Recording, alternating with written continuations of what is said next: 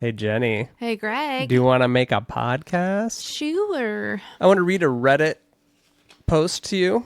Okay. Maybe it's just me, but it seems like a lot of teenagers I know tend to use things like Snapchat and Facebook Messenger to communicate rather than normal iMessage or texting.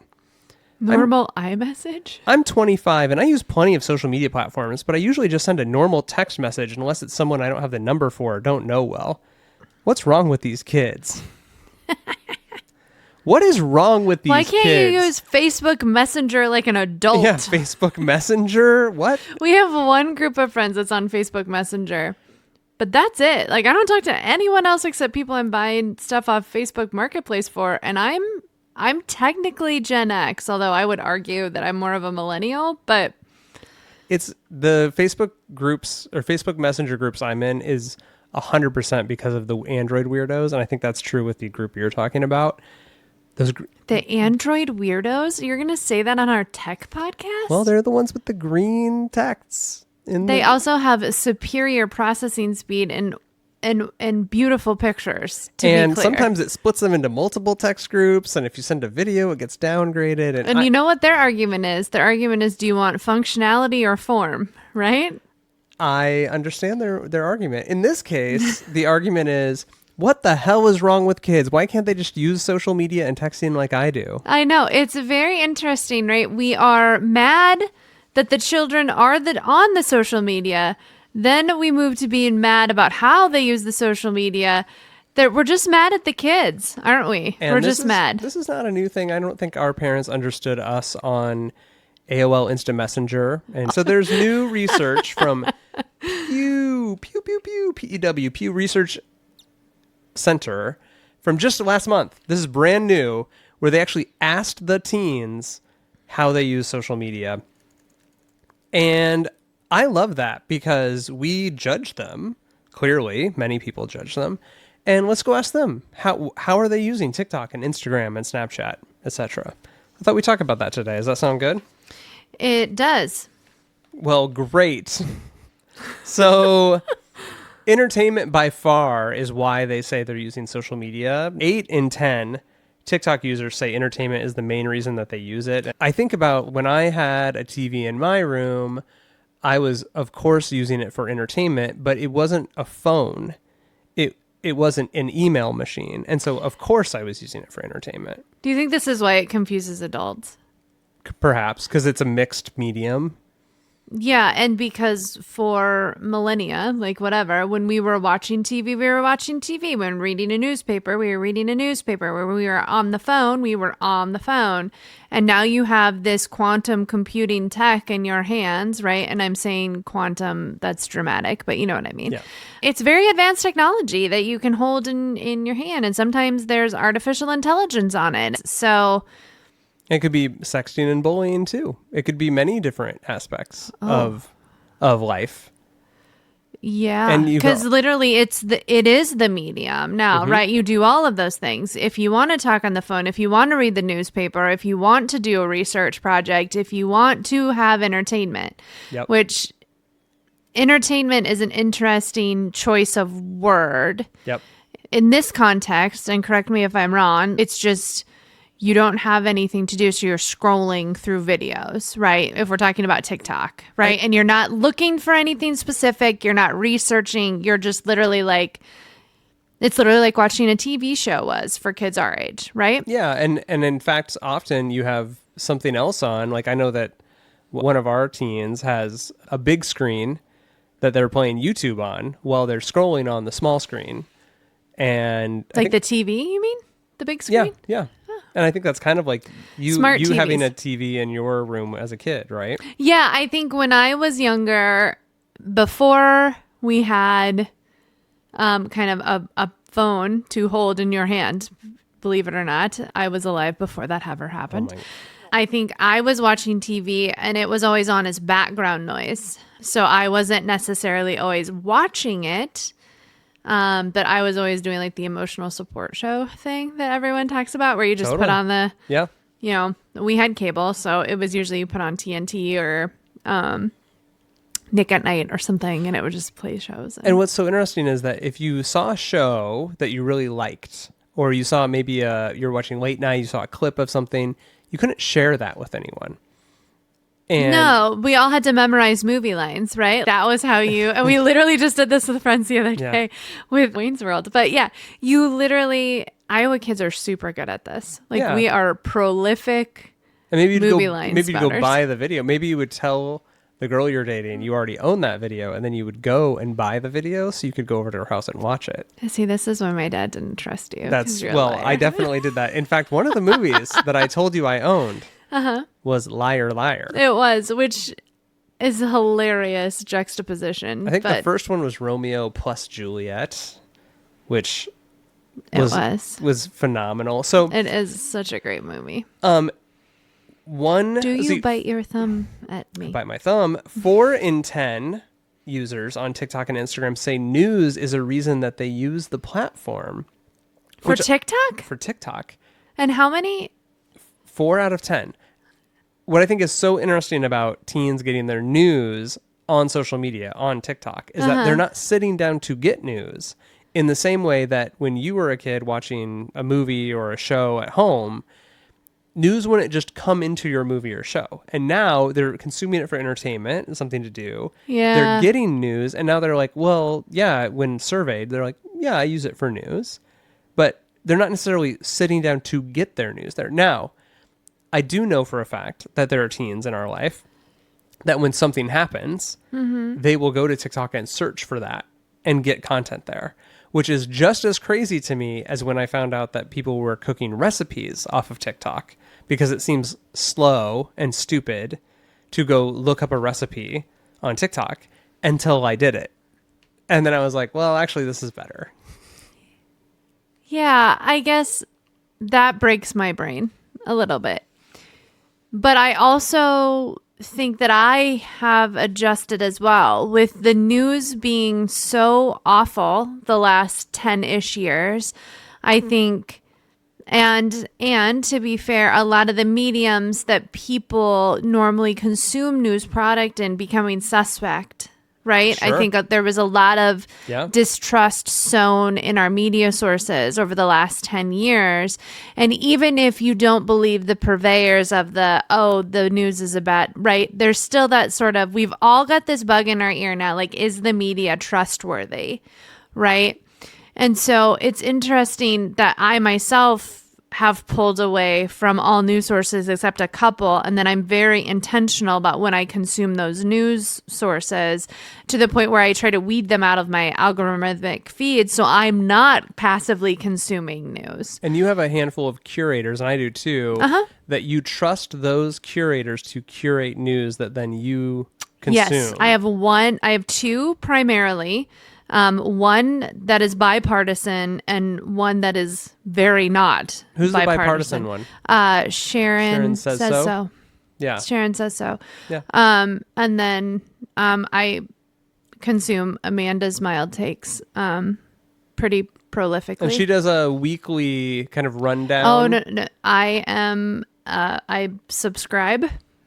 So I am a pro user or whatever on Substack, and so twice a week Twice a week. she does videos directed at The administration. the current administration. She calls them Trump's L's for the week. And that's how. And the reality of the reason I follow these two influences is they are academic in nature. Sharon is from Minnesota, just like us. She's also a government teacher. She's very prolifically known for being an academic about issues. I started following her primarily during the pandemic, trying to not only understand what was happening socially then, but trying to get a good read on the administration, while you and I were in a very kind of weird spot personally with the church that we were going to at the time, and also my academic knowledge of history, which was at odds with that. So trying to get another reasonable voice in my feed was really important. And she has continued to be a very thorough academic based historian, basically, and been able to speak a lot of calm into a lot of crazy.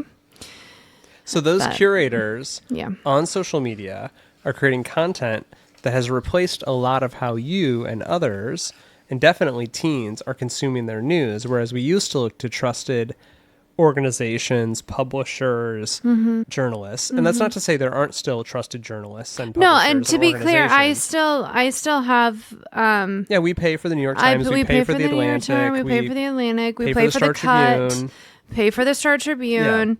Do you pay for the Cut? I do. Oh, I didn't know that. Yeah. I get some racy stuff from them on Instagram. Is that why we pay for it? Are you serious right now on this podcast? Are you reading smut news? No, Is do you that know- what you just said to you- me? Do you get served those, or is that just like a dude I think thing? that's you, and I think that's based on your algorithmic content. I How the table turns have you turbled. can look in my For You page right now. I want to hold it I up. would There's not a rather single- die. there's not a I would single- rather die than see anyone build a paperclip fort with symbols. Oh yeah, I love that, and like really cool projection mapping. Yeah, one of my Or friends is doing cool how stuff many on things water can we towers. throw down the stairs and break Oh, and make yeah, a huge throwing, mess? Throwing ball bearings down the stairs into like glass bottles full of paint. That's what's on my For You page. It's very scandalous. But think about this is the state of Americana right now. So you scroll, there's the throwing paint down the stairs, that, yeah. and then the next one is that like Something a news source, something right? in Like DC there was that's a terrible. shooting at 7th Avenue today, right? And like it's almost like a movie that doesn't make any sense when Yeah. you think about what our brains are like filing through. So that's us. Now imagine you're a kiddo and you don't have the wisdom that we have of 30 plus years on them. And you're scrolling and you're Well, here's the other thing, babe. They don't know any different. correct. They don't That's know a fair. world where Yeah. they don't know a world where that's not the Yeah, thing. that's a good point. Which that blows my mind more than Yeah. like, oh, their little brains can't handle it. It's more that like I think about my youngest all the time that only knows 4 years of their life where Donald Trump wasn't the president. Like that is insane. It's interesting. So part of this Pew research, they say most teens are not going to social media for politics. Even so, more teens on TikTok and Instagram than on Snapchat cite keeping up with politics or political issues as a reason for using these platforms. Duh. Like, what a stupid question to ask. Because Snapchat is for chatting, and it's not a publisher. It's just a dumb question. You're like, ew. It is only for talking to your friends. So I want to talk Pew. about. I want to talk about Pew. I want to pew pew. I want to talk about Snapchat You're for. such a social media guy. That was Like, so come funny. on. You're like, you don't even go here. And I also think that like we saw this with the Kamala mini push that she had when she announced as the late candidate. All of a sudden, there were tons of creators and memes and content spreading on social, and we even heard from teens in our lives that they were seeing that content, and yet they hadn't necessarily sought it out. So I think it'll be fascinating if there's ever someone to vote for who is has some youth and some social media savvy around them. Well, and you how could that comes up. argue from the right side that Donald Trump won the youth vote pretty substantially in the last round of elections because I think, and I don't know if this is accurate or what you think about it, but because of that initial push by Kamala and the numbers that came out showing how impactful they were on that demographic, they did a huge push the other way, right? Yeah, I read that Barron highly recommended that he go on Joe Rogan, which had a big bump. Yep. And then the she time. did not. Correct. And again, I don't necessarily disagree with that choice, knowing what we know now. But my point was more like this medium is actually really impactful to that demographic. And Totally. so much so that it sways the vote in Yeah. this country. So, Well, now Kamala's account is now HQ, something that's specifically meant to just push DNC messages in social, yeah. which is fascinating. So let's talk about messaging. Do you use iMessage like that guy wants you to? I don't. Like, we use it for that one friend group because we Facebook don't. Messenger. Oh, is that what you're talking about? Mm-hmm. Oh, okay. I'm sorry. Yeah. So Facebook Messenger, I literally only use it if you message me something you've seen on Facebook, if you're pebbling me, Yep. right? If I'm messaging with people that sell stuff on Facebook Marketplace, and that one friend group. But what about Basically. iMessage? What's iMessage? Apple Messages. That's texting, right? Yes. Why did you call it iMessage? Because that guy called it iMessage in Reddit. I think that's what it was probably called when it came out. No, I mean, if you pull it up on your Mac, it's iMessage, Yeah. right? Like, and I get that, but so do I text? Do you use iMessage? Yes. Do you use Apple Are you Messages? asking me? No. What are you asking me? Are you asking me if I text people? Yeah. Are you flirting with me right now? Can I have your number? No. Messages, Apple Messages is not just texting. It is a social network. No. It's texting. It's Apple. No.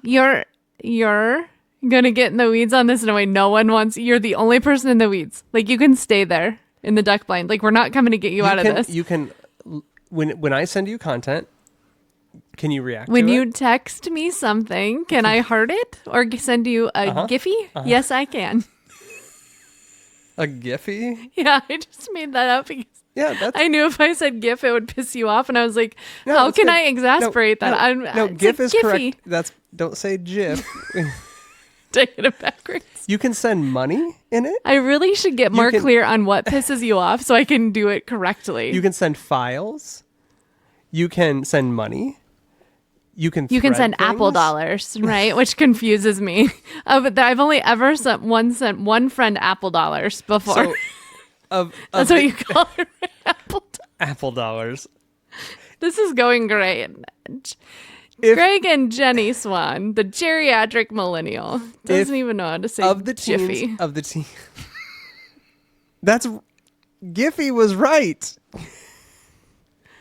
Okay, of the teens surveyed by Pew, 57% of teen Snapchat users say that they message people daily in Snapchat, and 4 out of 10 say they do several times a day.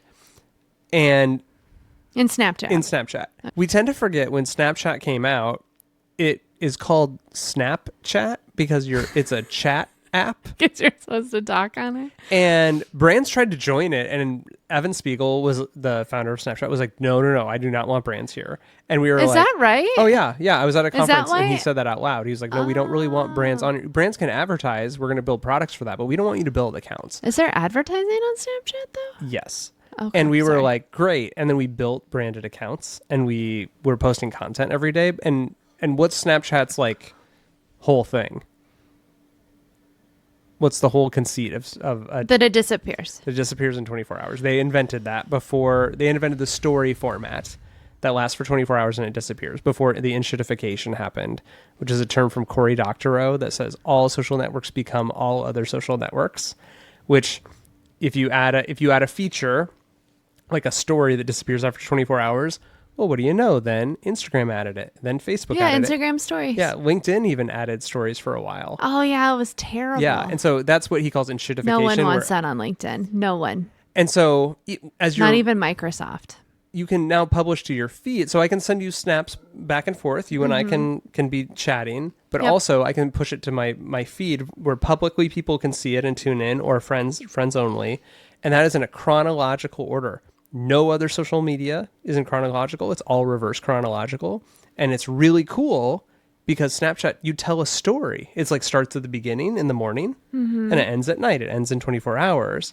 And as you're watching those stories, you get served ads in between. Yeah. And there are publishers that are pushing in, and I've helped companies build publishing tools in there. It's a lot of like clickbait. Oh, and Snapchat. Bad I content. remember that. Yeah. But what's fascinating is when you think about how people are viewing kids using Snapchat or using teens using Snapchat, they don't really get it because they're literally like that guy saying like, well, can't you just use iMessage? Like, can't you just text someone? And it's like, well, they're not using it just for text. It's to be seen. It's to pebble each other, even if it's just keeping a streak alive by snapping a photo of the ceiling or the ground, which is one of the ways I hear from my niece posse a lot of times as I'm snapping them.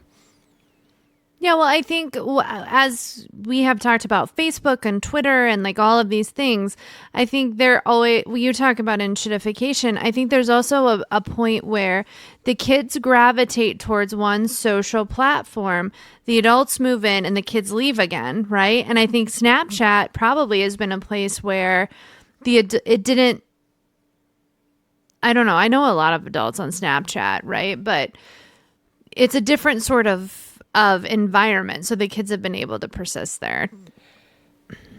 Just under half of teens surveyed. So within this research, just under half of teens surveyed said that Snapchat helps their friendships.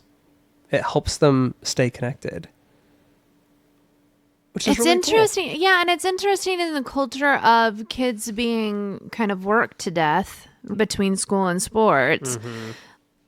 I always wonder how much of kids' social interactions and ability to hang out together is hampered by that. And so those snaps and those, moments of connection actually become really important in an era where parents have really, really come into kids' lives in a really big way now, where their days are very structured, their days are very in tune with their parents and schedules and all that kind of stuff. There's not a lot of time. I don't think there's a lot of kids who get a lot of time just to be bored and to kind of roam, so to speak.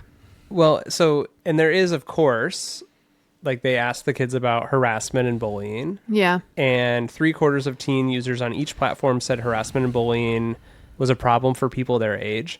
And firsthand experience, saying, has this happened to you, was lower, but still meaningful. About 3 out of 10 said that they've experienced at least one of the 3 harassment types that they asked about, which were being called an offensive name, having a rumor spread about them, or being physically threatened.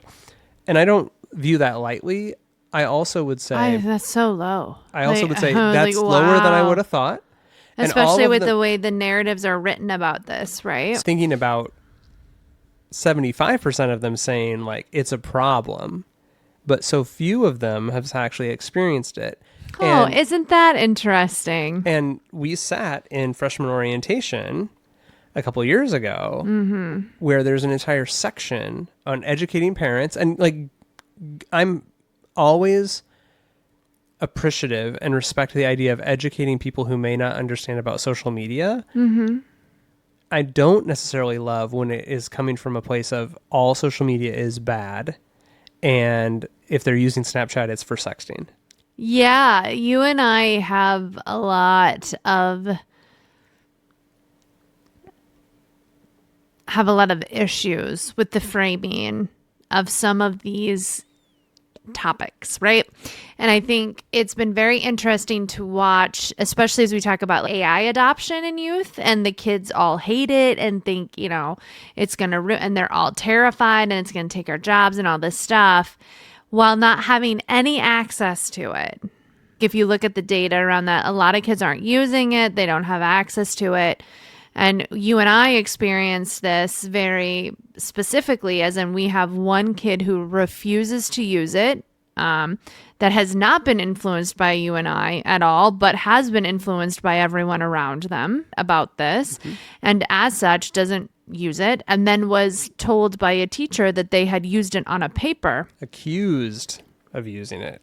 On a paper. And so we got to sit with that teacher and had a great conversation. And I was just like, listen, I wish they had, to be honest. I disagree with you fundamentally on the premise, right? And she was just like, I love this conversation, right? This is a great, thank you for having this conversation with me like this, right? And I think this tension between what the adults think is the right thing and what the kids actually experience is becoming such a tension point that we're getting away from the reality of these situations. I loved that in that conversation you said, we are both upset about AI and this kid right now, but we're upset for different reasons. You're upset because you think they used it to cheat. We're upset because they won't use it at all to learn. And also, they judge us so harshly for using it. like Our name kids. calling, like I know. I can't even. we can't talk about it at all. Asking these teens about it. Obviously, having a positive overall experience doesn't erase real risk. But the question isn't, are the social platforms good or bad? The better question to ask is maybe around behavior or context and so I appreciated that Pew didn't skip over that, but I think it's very interesting that all of them are like, oh yeah, it's a problem. Have you personally experienced it? Most of them said, Well, no, I haven't. Imagine your teachers, every adult in your life is telling you it's a problem. Every news source in your life is telling you it's a problem. If you scroll Instagram for 5 minutes, if your algorithm leans towards parenting or children rearing or any sort of academic pursuit, there's going to be a video about how social media is ruining everything. Still in 2026, while you're scrolling social media, it's going to tell you that it's eating your brain. Like this is, And you can post a meme about it. y'all, this shit has jumped the shark. Like it's not even, I am so annoyed at this conversation at this point, because if you're going to tell me social media is eating your brain while you let social media eat your brain, are you just talking to hear your own voice? You're like a white man on a podcast. Like, I don't know. Yeah, you should take that personally. But like seriously, like And what I are resemble that. what are we doing? Like what are we teaching them? We're giving them anxiety. Like we talk so much about how social media provokes anxiety in these kids, and I would argue the call's coming from inside the house. I had the best experience where I went to a college graduation very recently. Was it mine? Was it my college graduation? It was yours as you became 2 degrees hotter and you got your second degree. Yes, I got a second bachelor. I walked in the ceremony. I'm not officially done. I have 4 more classes, but I think the odds are pretty good. By the end of July, I'm going to have 2 bachelors. Yes. So we're in this huge venue, hundreds and hundreds of young people graduating, and you're also a young person graduating. I mean, I was probably one of the oldest there, but that's fine. I'm not mad about it. As you looked around during the ceremony, Oh, this was hilarious. did anyone have their phones out? So I am also able to be influenced by media, right? And so I had not put 2 and 2 together that I was going to be the oldest person there. Like I hadn't put all this together until I walked into the ceremony. And then I was like, oh yeah, this part, right? Where I am in my 40s getting a second bachelor's. And I literally was like, what is this going to be like? Like, are they like, do we take our phones with us? Like, are we going to be taking, are kids going to be taking content during the ceremony? Yeah. Like, I really thought that was going to be a thing. Just to be honest, I was like, they're all going to have their phones and like, we're all going to be doing this. Y'all, we did not have our phones out. No one took pictures during the ceremony. Like everyone put it away. I had my phone and I had on dress pants, right? And I had on the girl pants pockets, right? All the women listening know what I'm talking about. They're fake pockets. They're like just enough pocket to give you hope, but not enough pocket to like hold anything substantial. Why? Just sew them shut. The why? I told Why you are I would have sewn a phone pocket into your graduation gown if we had known. But it turns out you Yeah, didn't. why don't those things have friggin' pockets? Like they're basically curtains. Do you remember those those secret passport belts that would like, go under your pants? I do, because your Yeah. My family grandpa was big on those. Yeah. When we would So you don't travel get robbed? internationally. Because, You if need you that for leave your the United phone. States, you're going to get robbed. You need that for your phone, I think. You need like special secret What do you think they thought of American kids pulling out of their shirts underwear? up They're and like fake unzip? underwear And they're money like, so you don't holders. get pickpocketed? Because, And now I'm trying to put phones in those. yeah, that's not going to look weird at all, right? Anyway, the whole point being, we listened to the whole 2-hour ceremony. We all just sat straight ahead. No one had their phones out. All the parents had phones out. Well, I want to tell you from the stands, Mm-hmm. sitting with all these parents, the teens I was with didn't have their phones out at all. They listened to the My entire thing. little baby pumpkins. The speeches, which were not short, and No, but they were good. and there were many of them. Yep, there were a lot. They were good. They Yeah. were good speeches. Yeah. I got a little bored, and I was taking photos, and Mm-hmm. I was like, should I just open Instagram? No, I'm gonna listen, right? But I felt it. Yeah. And there were definitely some people who were significantly older than me, scrolling Facebook, sitting around me. Awesome. That's good to know. And so again, like, And I'm not being glib. I'm No, just and being like, and I'm just trying to understand. yeah, and I'm not necessarily villainizing No. an entire Nope. generation, Nope. because my whole point is we shouldn't villainize Right. an entire generation Right. about how they use their phones. Or plant the seed that people don't know how to act in social situations, Yeah. or Yeah. when like 9 times out of 10 everyone knows like the boomer in the room is going to be the one scrolling their phone more than the kids will be, because the kids actually have learned the skill of living a life where both realities are required in a way that They really have. our generation and the generations previous to us, a lot of people didn't learn the skill, right? That's right. And it's so interesting because there's new research from Meta that Yeah. they just released, I saw this where too. it shows that there's not a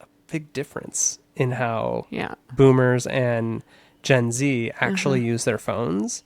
How You they get guys the all know this. content. Like everyone has lived this reality, right? Where you're at grandma's house and grandma wants everybody off their phones, but grandma's in her kitchen on the phone, scrolling Facebook or yelling about how the research shows that, you know, kids can't be off their phone, and she's reading the research from her phone, right? Like, and you're just like, It's so interesting. And I had an opportunity to be in a classroom a couple weeks ago and watching all the students come in the mornings, first class of the day. And this is a class that is a lot of juniors and seniors. sure. And they all come in and they put their phones in the phone pocket thing on the back of the door as they come into class. Yep. The teacher took attendance off the phones on the door.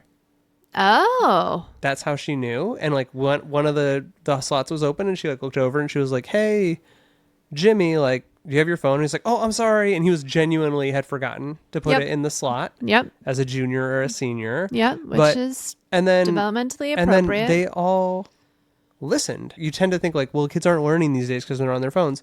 No, schools have adapted and they all have their own versions of how they're doing things. And maybe they're helping the kids.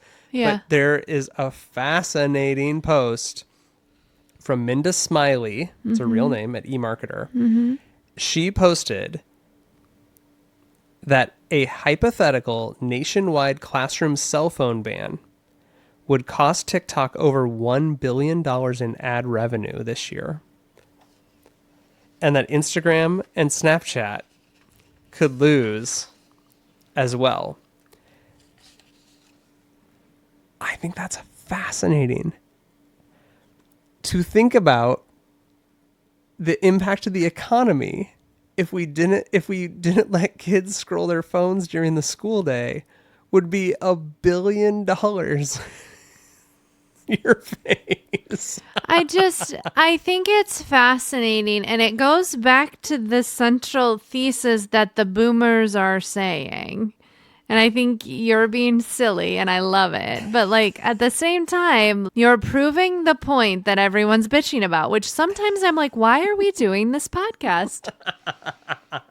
Why are we doing it? But I'm being facetious. But the whole point is, so the idea is that because kids aren't scrolling their phones, they can't consume the things that are being sold to them. So they can't buy stuff off TikTok shop. And so now they're going to lose a bunch of money. So, because as you're scrolling, you get served sponsored content or ads, then that was paid for by someone. And so by removing that content consumption, you remove that opportunity to consume an ad, which therefore could reduce total ad spend by $1.25 billion is her across. I think that is a weird statement. I mean, I think the ad spend dollars may move from the 8 to 3 p.m. time slots, but I think the ad spend will just move around. I think it's also a really nefarious way, just to be honest. Like, it feels really shitty to say that kids are spending $2.5 billion during the school day. And it's shitty. I think the reality of the situation is that kids are a huge driver of ad spend because of the things that they purchase and When the their way that content they're consumption. and their content Yep. consumption. Absolutely. Yep. And also, I think that what time of day that will just get moved around if there was a ban on phones. And then you get in this super big thing about like what are we doing on phones during the school day, and like why are kids on their phones, why aren't kids on their phones. Like before that, it was if we remove laptops from the kids' classrooms, like they won't look at Google banner ads, right? Like you can do this a myriad of ways and fine. So you lose the ad spend. You don't lose the ad spend, you rearrange it, and that's fine. I love that the notion that young people are creating Google Docs that are shared so that they can just chat back and forth inside of it, because you can see each other editing in the Google Doc. So you can literally, it's like passing notes, but more efficient. They're freaking smart.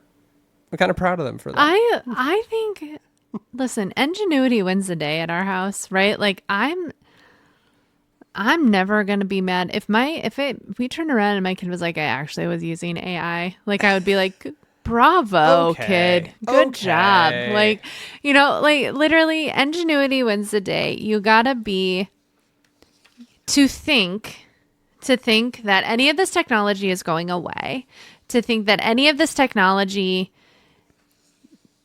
is actually making us dumber, just isn't a premise that I outright like just do not subscribe to.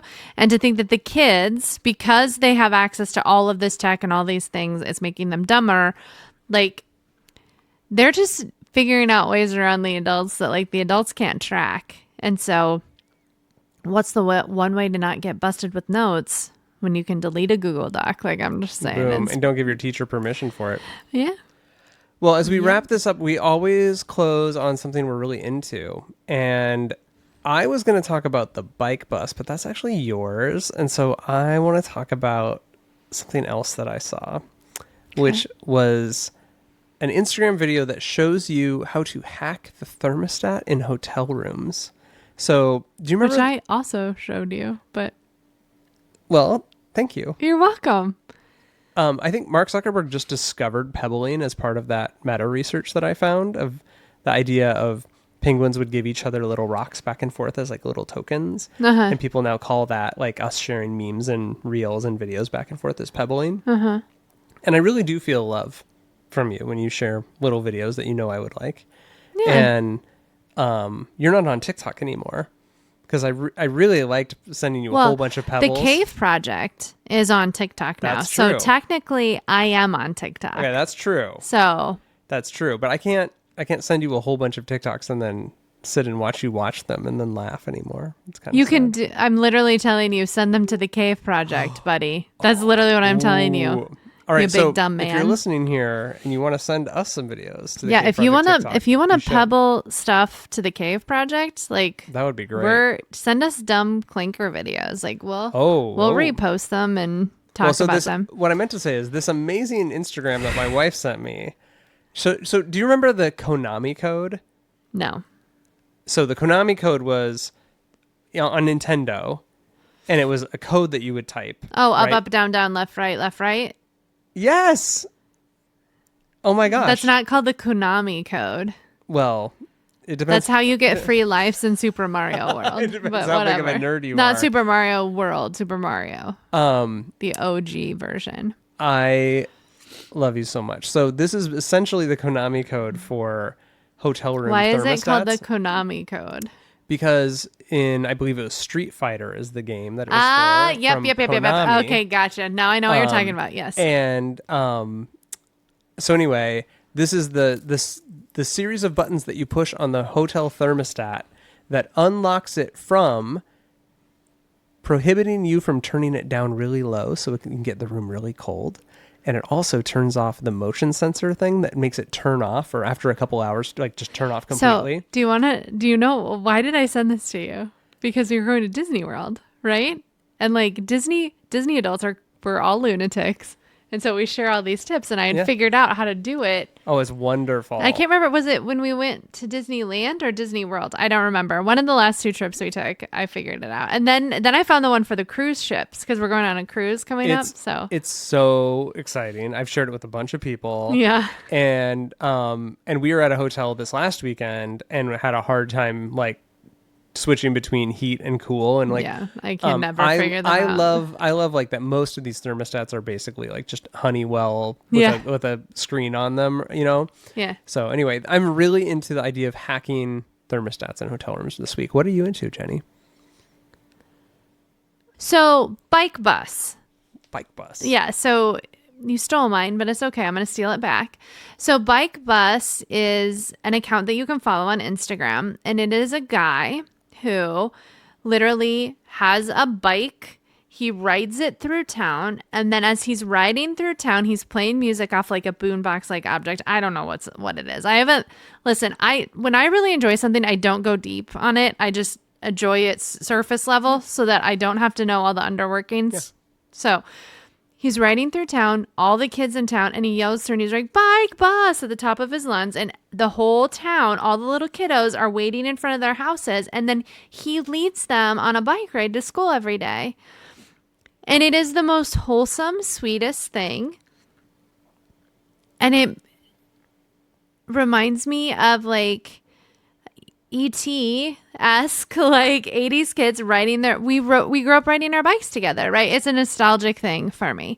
I rode my bike all over town when I was a little kid. That was the way to get out from under your parents. But the other thing that I'm also really enjoying is the Mandalorian movie comes out on May 24th. I can't remember what day it is. But the new Mandalorian movie is coming out. And so they just released, I think it's the first, you can correct me if I'm wrong, but they just released the new at-home animatronic. So you literally could buy a real-life animatronic Baby Yoda.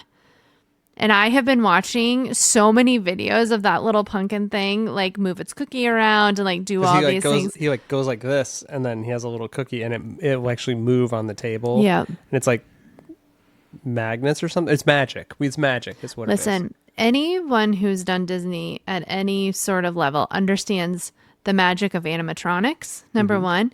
And the magic of a good animatronic. And I'm just gonna say there's a difference between a president at the Hall of Presidents and like the animatronics at Rise of Resistance, right? Like there is a huge, and there's a whole like grading system that that I don't know at the top of my head, and all this stuff about like what level they are and what they do and all the things. It was a good documentary. It was such a good documentary. I loved it. But this little guy, he's pretty freaking good. Like he looks like Baby Yoda. Like he doesn't look like totally terrible. And the idea that I could pay $600 and like put that in my house, there's a little person inside of me that like kind of broke. And like I think that's why I keep like, I'm like, wait, I could have an animatronic in my house. Like, I just want everyone to know I did not order it, and I did not order the second round either. But I did do a podcast on the Toy Story 5 movie. So if anyone at Disney wants to send me it, sponsor us, you cowards. No, they're not cowards. It's a meme. They don't need us. Let's just be clear. Not cowardly. Not cowardly, doing just fine. They're just fine. In fact, they will do even more fine when we go back to Disney World again very soon. But that's where I'm hanging out on the internet. Where can people find us? We live on the internet. So we have a Substack at The Cave Project. You can find out we get notified from new episodes. Yeah, you can. We send out an email whenever we put out an episode. You can also listen to us on Spotify or Apple Podcasts. You can also watch our episodes on YouTube. We do clippies on YouTube Shorts, so watch YouTube Shorts for us. Also, we're on the Instagram machine. We're also on Facebook. And I don't know if you guys have been noticing, but I'm pushing out some content these days. And TikTok too. Oh, and TikTok is the new one. We also have a LinkedIn account. I haven't done anything with it yet. Nope. But that's because there's a website. in the almost ready. works. It's almost That is ready. almost ready. And once that website is live, y'all are in trouble. But you can reach out to us at any of those spots or email us at emailthecaveproject@gmail.com Yeah. if you want to advertise or sponsor, or you want Greg and I, because just so everyone knows, this is Greg and Jenny's podcast. It's Jenny and Greg Swan's podcast. Not just Greg. In But that if order. anyone wants, even I'll just send Greg. If you don't want to hang out with me, that's fine. I'm a lot. I get it. Like, just email us. We'll set it up. We'll call a guy. I know a guy. great. So See you on the internet. bye.